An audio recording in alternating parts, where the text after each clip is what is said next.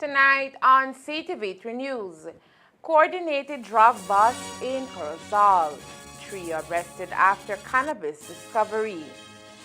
2 key members of 18th Street gang captured in Belize and expelled to Guatemala. And Belize welcomes legal import of Corona beer. 1,500 cases arrive amid public concerns and pricey duty regulations. These are some of the stories we have for you tonight in our newscast of Friday, January 24th, 2025.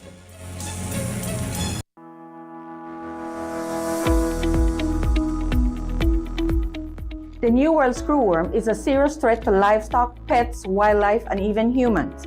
It begins when a female fly lays her eggs in a wound or mucous membranes of a live, warm-blooded animal.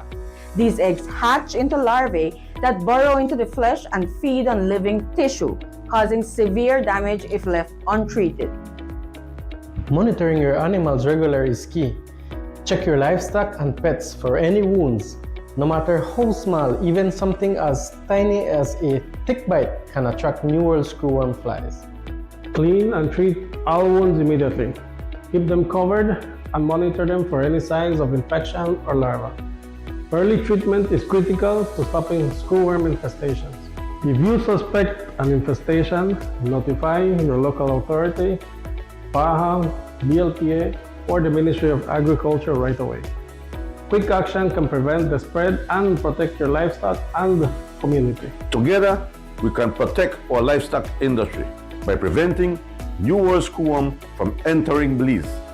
Stay vigilant, treat wounds, and report any signs to the proper authorities. Stay informed, stay protected.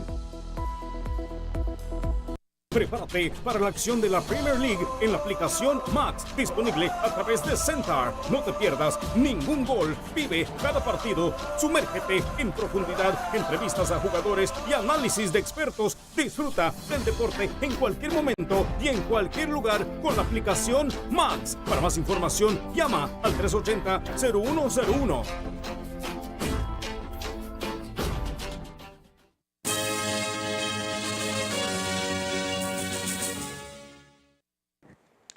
Good evening. With your news also simulcast on Fiesta FM 106.7, I am Joanna Rodriguez. In a coordinated intelligence-led operation, a team from the Gang Intelligence and Investigation Unit GI3 Belize, supported by K9 personnel, executed a series of searches in Corozal town this morning. The operation aimed to combat drug-related activities in the area and resulted in significant discoveries. At approximately 11:30 a.m., based on actionable intelligence, the team arrived at a residence in the alien town area of Ranchito Village. There, the upper flat of the home was searched in the presence of a brother and sister. This initial search uncovered a small quantity of suspected cannabis. Following this discovery, officers conducted a subsequent search at the residence of the sister, located in the same yard. The woman granted access to a room connected to her house, which is occupied by another one of her brothers.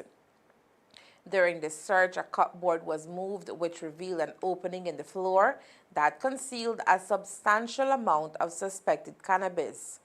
Further investigation of the room also yielded suspected crack cocaine and 1.22 caliber round of ammunition. As a result of the operation, both brothers and their sister were taken into custody and are currently detained as police prepare to file relevant charges against them. Unsuccessful attempts have been made last year to import Corona beer in Belize. However, it has now been confirmed that the company named Goliath Investment Company has legally imported 1,500 cases of the Mexican beer. The shipment came in this week through Guatemala on a permit granted by the Department of Supplies Control. With concerns already flaring in the public domain regarding this matter, today's CEO in the Ministry of Agriculture, Servo Labaiza, gave us more information about the situation, adding that the original license was granted for a total of 10,000 cases and so this shipment is just a small part of that intended amount. A main part of the importation, according to CEO Biza, is that all bottles will have to say Belize Market, which will be declared on a sticker. The issue has been around from last year before Christmas, if you recall. There was a license that was issued with certain conditions. Some concerns were raised, and so the issue in terms of the requirements that were put in place, which are basically two things. One was that every single beer bottle that would have been imported had to have the Belize market on it, who is importing it, and the address for every single bottle. The other issue was the issue about duties, that they had to pay all the duties applicable under the law for this product to come in, because it's not a CARICOM product. It is coming from Mexico, and we don't have any particular agreement with Mexico in terms of trade, in terms of beer. So, I mean, the CSR concerns were raised by the usual, by the usual, I would say, citing that, oh, this will displace Belizean workers, will displace Belizean product, and so forth.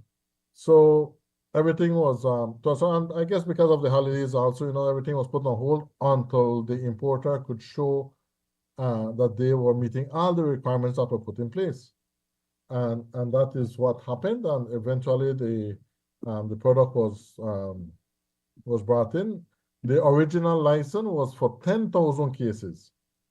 The importer right now has brought in 1,500 cases. They have paid a bit over $194,000 in duties.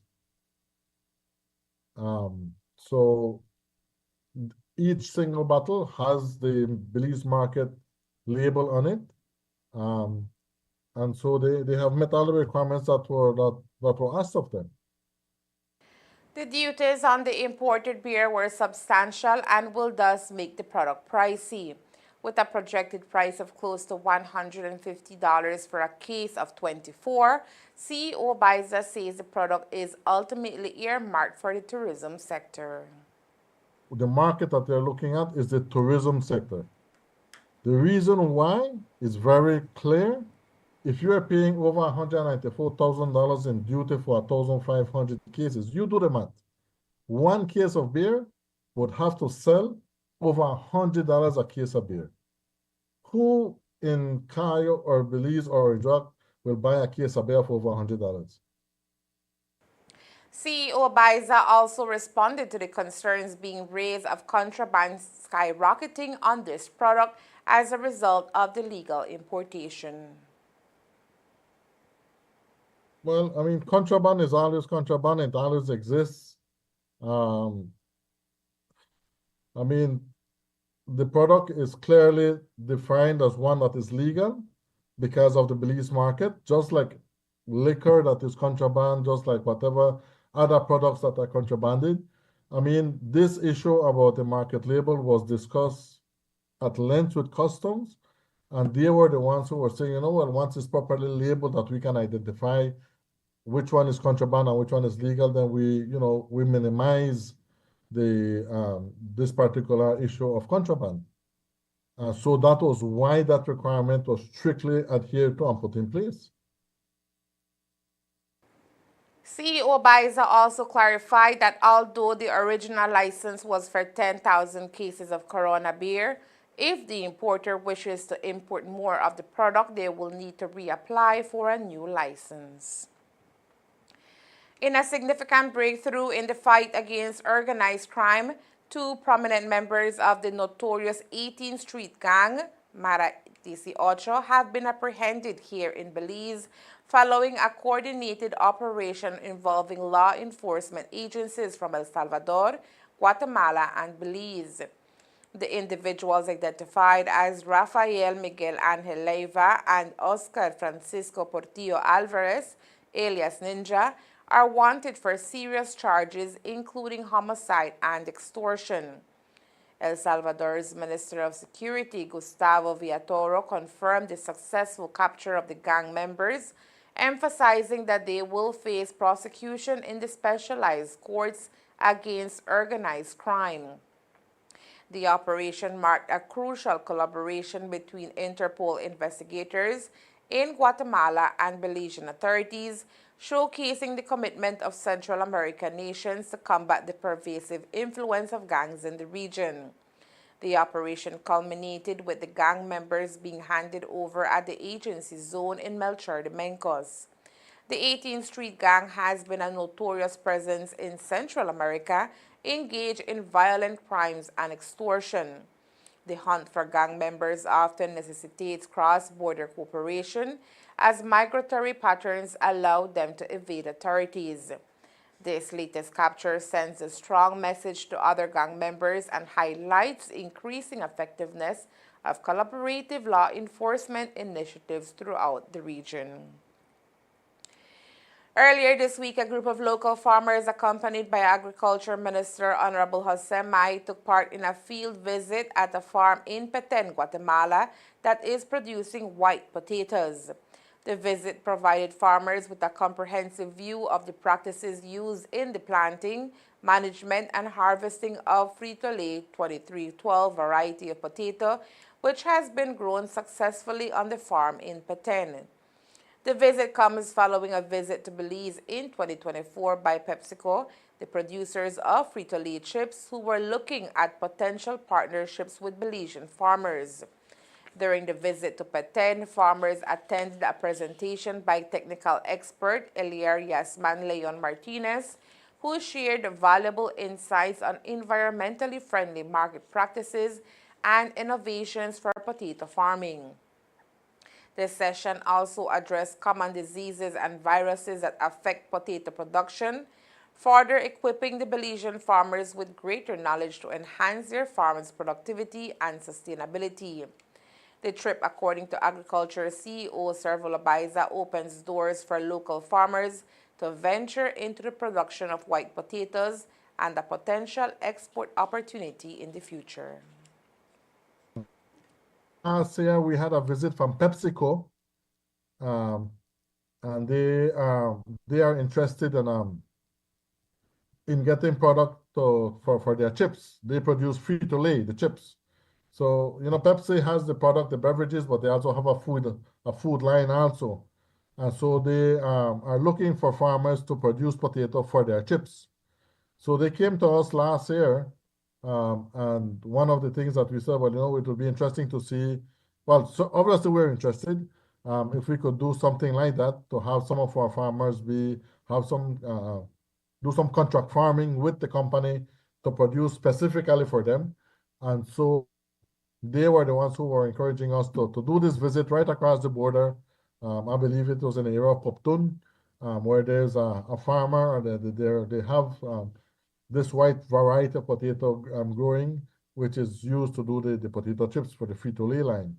To be honest with you, from when they came to visit us, we had asked them for them to provide us some of the seed for us to do some trials here, and already I think they did provide us with some seeds. So a couple of our farmers, I think, are doing some trials with it already, no? So we'll see how that goes.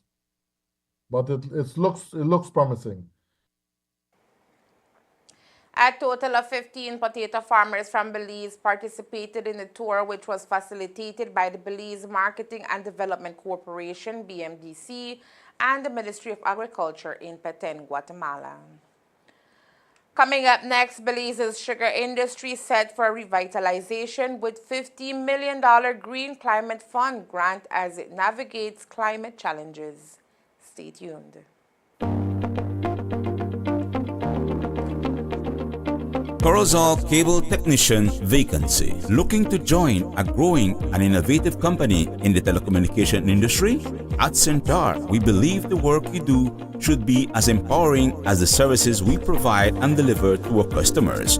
Therefore, interested applicants from Corozal Dong wanting to join our team as a cable technician, Corozal branch, must possess, in addition to a high school diploma, the following qualifications: ability to handle basic installation tools, including a 30-feet ladder, ability to test, troubleshoot, and document test results, ability to install, terminate, and test coax cable and twisted pair cable, must have a valid driver's license and be able to travel, must be willing to work flexible hours, possess excellent customer skills. Understanding basic computer networking will be an asset. Interested applicants must submit a letter of application along with their resume, 2 letters of reference, and a police record no later than Monday, January 27, 2025. To Human Resources Manager, Center Communications Corporation Limited, 61 Queen Victoria Avenue, Orange Walk, Town. Sugar industry stakeholders here in the North have been facing major challenges for several years. This year, climate change has undoubtedly played a major role in the struggles which are affecting the industry, which is expecting major losses due to mainly to bad cane quality. The Green Climate Fund is the world's largest climate fund developed as a part of the historic Paris Agreement. It aims to mobilize funding to support developing countries to achieve their ambitions towards ensuring low emissions and climate resilience. In this regard, Belize has received a $50 million grant that will be used for sugar industry enhancement. CEO in the Ministry of Agriculture today spoke on this funding and who it will help the industry move towards stability. So I do believe there is the component of for research in terms of looking at other varieties. But remember also that you have different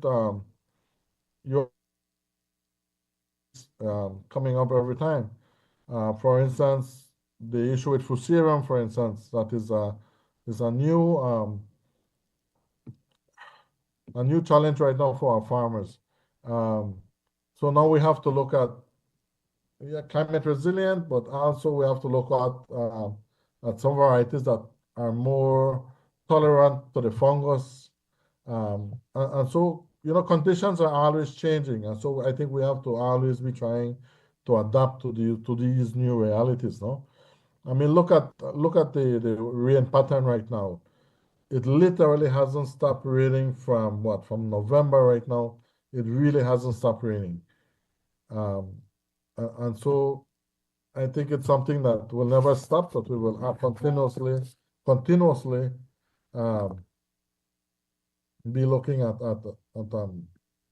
these at adapting, no, to these changes. Definitely, that will certainly trickle down to the farmers. As it is right now, the quality of the sugar and the quality is very low. I think the last report that I got was that it was taking 18 tons of cane, 18 tons of cane to make 1 ton of sugar, when the ideal amount was normally on average 10 to 1, no? 10 tons of cane for 1 pound of sugar, or for 1 ton of sugar.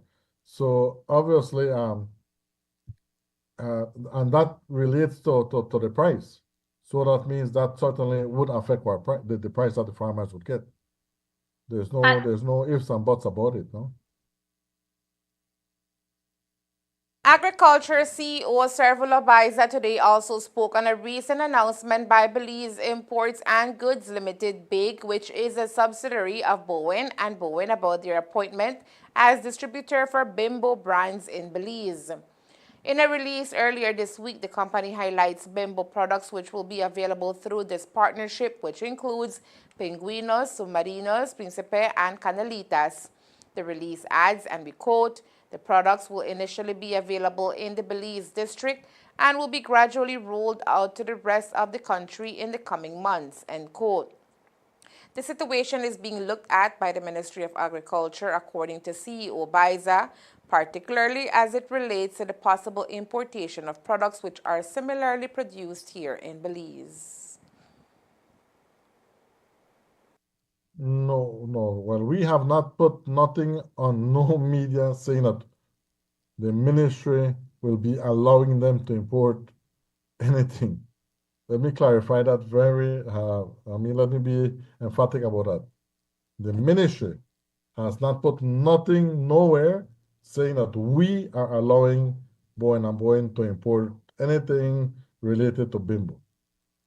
I believe that they have put out a release, or somebody put out a release where they show that they have become the authorized distributors for Bimbo products, I guess for Belize. And that is where I understand that is. As it is right now, it will only be an issue that with in terms of food safety, where they would have to go through the procedures with Baja to ensure that they adhere to all the whatever regulations or whatever we have in terms of food safety. Well, to a certain extent, yes. It has been brought to our attention. The bakery, some of the bakers have already reached out to the ministry saying, I mean, how is this possible? We have products being produced locally. I mean, how do you allow this I mean, what can we put in place to have some kind of regulation for these products, no? Things that come to mind, for instance, quickly, flour tortilla. I mean, we have to look at flour tortilla, for instance, because you have a lot of little small businesses out there producing flour tortilla for the Belizean public. So you have that locally produced. You have single mothers making a living of this. You have, some small entrepreneurs doing a little business with flour tortilla. And so now they're calling us and telling us, but now how do we allow this? So the conversation now has to start now to say, okay, well, how do we manage these products that are produced locally? Because we want to encourage local production. We want to support these small entrepreneurs. The bakers are saying, well, we do breadcrumbs, so why will you allow breadcrumbs to be imported? So as it is right now, imported bread or those particular products are not in the regulations. We would have to do an SI to include them. Also supplies control, right? That will be separate from the issue of food safety from Baja. So that discussion, I'm sure, will be sped up, and we will have that discussion with the importers also. No, there are certain things that I don't think we should have an issue with. There's a lot of confectionery products that Bimbo produces, like the panquecitos and the pingüino and those sort of like sweets, no? Which I guess on the surface you'd say, well, we don't really have much of an issue with that. But the products that are produced locally, I think we should look at, no? The Department of Youth Service, DYS, is calling on young entrepreneurs in the Curacao district to participate in an upcoming small business training session scheduled for next Tuesday. This pivotal event aims to equip young business owners with the essential tools and mechanisms needed to navigate the challenges of entrepreneurship and ensure their success. This training marks the second event of its kind, following a successful session held in Orange Walk late last year. The initiative underscores DYS's commitment to fostering a supportive environment for young people looking to make their mark in the business world. Nakisha Lima, a youth officer at DYS, shared insights about the program during a conversation earlier today. Okay, so the entrepreneurship unit from the Department of Youth Services came about with the business training. We are organizing business training 2. Last year we had business training 1 with youth entrepreneurs from Curacao and Orange Walk. So this year we're continuing on with the trainings, and we have business training 2 coming up, which is the 28th of January, and it's for entrepreneurs from both Curacao and Orange Walk as well. Youth entrepreneurs, let me be specific, youth entrepreneurs. And this is going to be next Tuesday at ITVET. Next week, Tuesday, ITVET, 28th of January, from 9 a.m. until... The highlights of the day for the event, we will have 4 different organizations that are going to be there. We have the Curacao Town Council who's going to be talking about New Trade Licensing Act and if you would want to sign up your business. We also have the ESC talking about how you can access finances for your business or to expand on your business. We have BCCAR, the registering of your business. And we also have Social Security who's going to talk to you guys about how can you do signed up for self-employment benefits.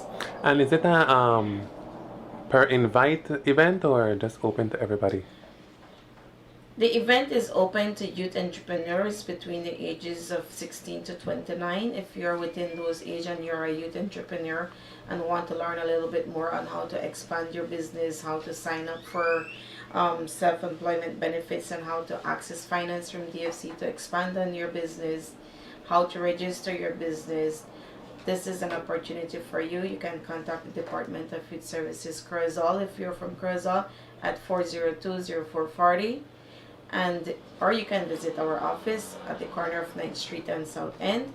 We share a link with you where you signed up. Limited spaces is available for this event. The Statistical Institute of Belize issued its latest figures outlining the state of the country's economic status for the month of November 2024. Looking at external trade, the country showed varying outlooks, with imports soaring by 10.2% to $230.4 million compared to $209.1 million in November 2023. Looking specifically at total imports for the month, the Statistical Institute attributes the overall increase by significant purchases in several key sectors. Meanwhile, imports into the commercial-free zone grew by 8.9 million, reflecting higher demand for footwear and floor fans. The food and live animals category also saw a substantial uptick, climbing by $8.1 million due to imports of wheat and orange concentrate. The SIB reported that a major decline in mineral fuels and lubricants occurred. Merchandise imports for the first 11 months of the year, January to November 2024, amounted to $2.678 billion. On the export side, the SIB reported that Belize's total exports fell slightly by 2.3%, totaling $22.3 million. The sharpest decline was in sugar exports, which plummeted by over 75%. Dropping from $6.5 million in November 2023 to just $1.4 million. Conversely, citrus products saw a massive boost, with exports tripling to $3.5 million.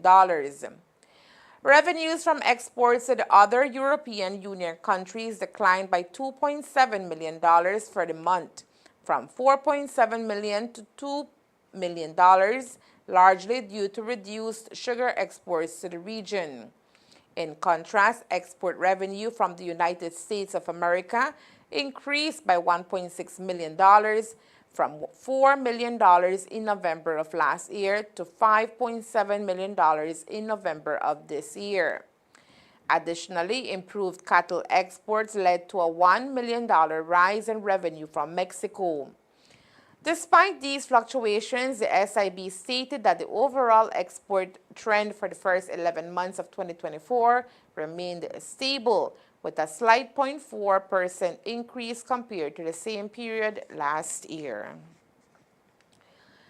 One of the newest surveys carried out by the Statistical Institute of Belize is the National Consumer Confidence Index measure consumer sentiments with respect to general economic conditions within the country, their households' own economic situation, and making major household purchases. For November 2024, Belize's CCI rose by 0.9% to 44.7 from 44.3 in October. Expectations for future economic conditions also improved, rising by 3.5 to 57.4. Similarly, sentiment about current financial conditions also rose, with the subcategory rising by 3.6% from 39.6 in October 2024 to a less pessimistic 41.1 in November 2024. Confidence increased in both urban and rural areas, with rural consumers recording a larger gain of 19.8% compared to the 6.6% rise among urban residents. Rural confidence reached 45.7, driven by a 71.5% surge in optimism for durable goods purchases, while urban consumers saw a 36.4% boost in this category. Gender-wise, consumer confidence among males increased by 4.9% from 44.7 in October 2024 to 46.8 in November 2024. This was largely due to a 14.1% improvement in present sentiment from 39 to 44.5. As males experienced reduced pessimism about their household's current financial situation and macroeconomic conditions compared to the past 12 months. The CCI improved across nearly all age groups in November 2024, with the exception of persons ages 25 to 34, which was the only group to report reduced consumer confidence. Within this age group, sentiment decreased by 7.1%, shifting from an optimistic 53.1 in October 2024 to a pessimistic 49.3 in November, as reductions were seen across all subcomponents of the CCI for these persons. During the month of November 2024, consumer confidence rose among most ethnicities. A 27.1% increase was seen among persons grouped as other, whose CCI improved notably from a pessimistic 37.9 in October 2024 to an almost optimistic 48.2 in November 2024. Creole consumers reported a more modest 9.1% improvement in consumer sentiment over the one-month period, from 40.8 in October to 44.5 in November.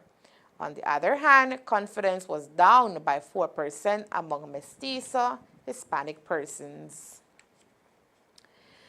A community fundraiser is set to take place this Saturday to support Althea Nugent, who has been courageously battling cancer for the past few months. As she faces the challenges of treatment, the financial burden has become overwhelming, prompting friends and family to organize a night of fun and fundraising.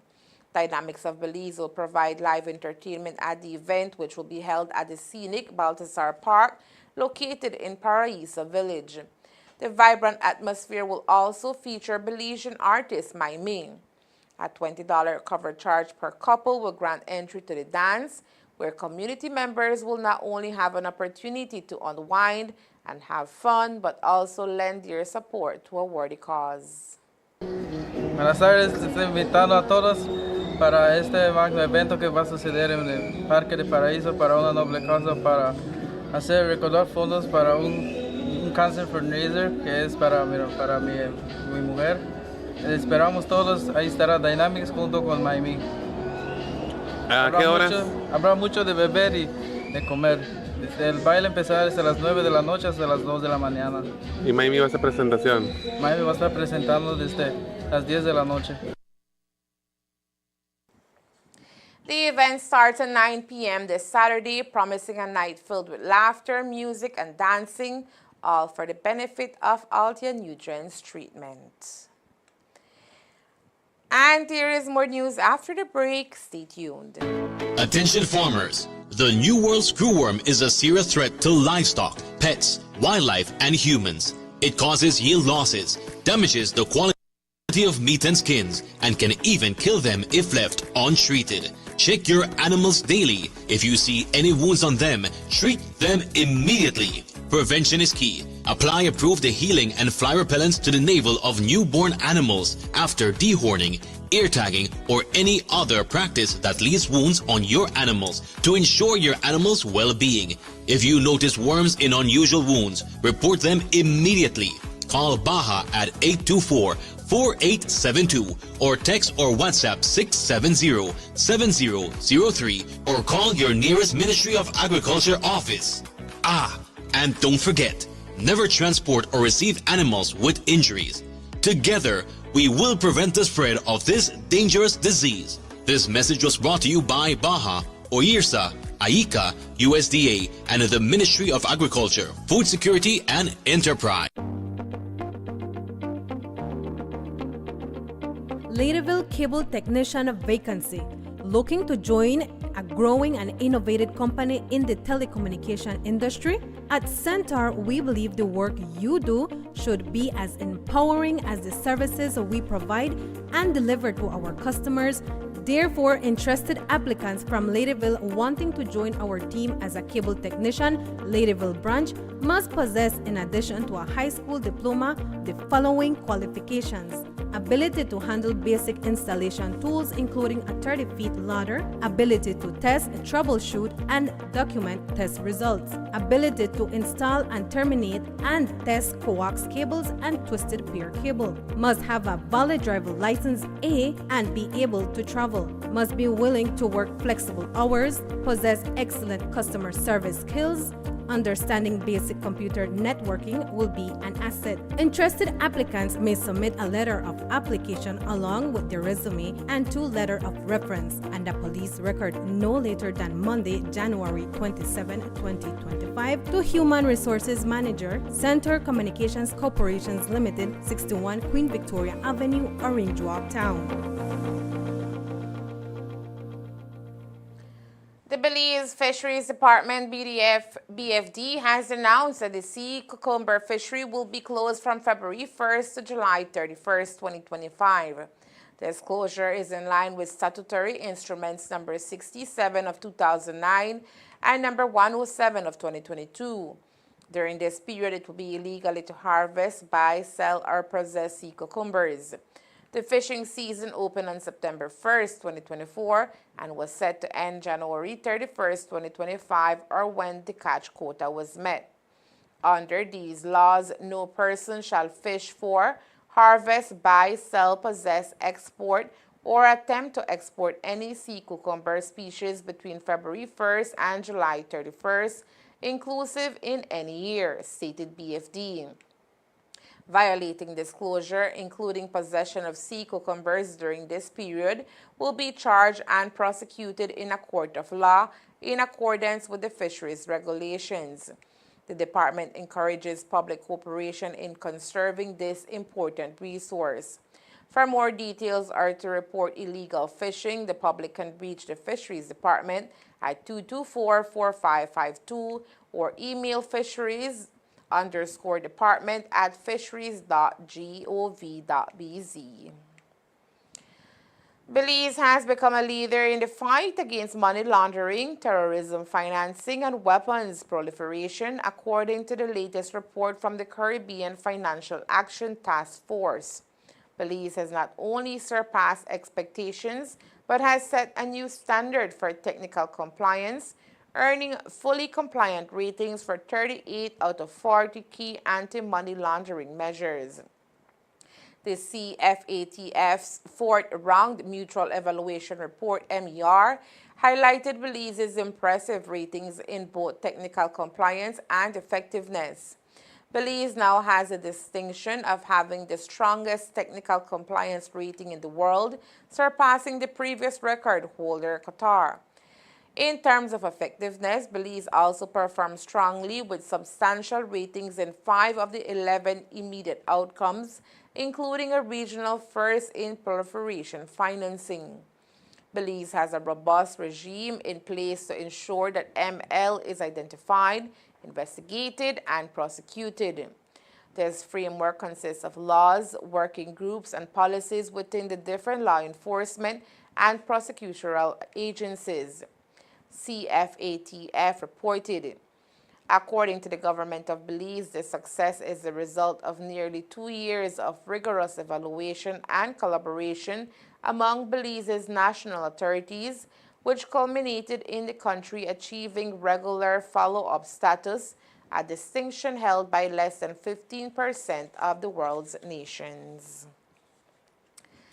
And that's the news. We invite you to join us for another newscast on Monday, January 27th here on CTV3 News and Fiesta FM 106.7.